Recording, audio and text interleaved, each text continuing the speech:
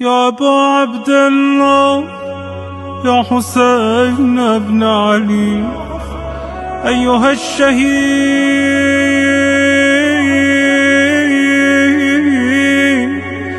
يا ابن رسول الله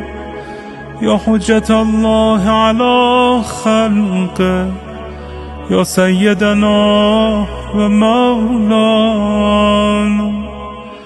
إنا توجهنا واستشفعنا وتوسلنا بك إلى الله وقدمناك بين يدي حاجاتنا يا وجيها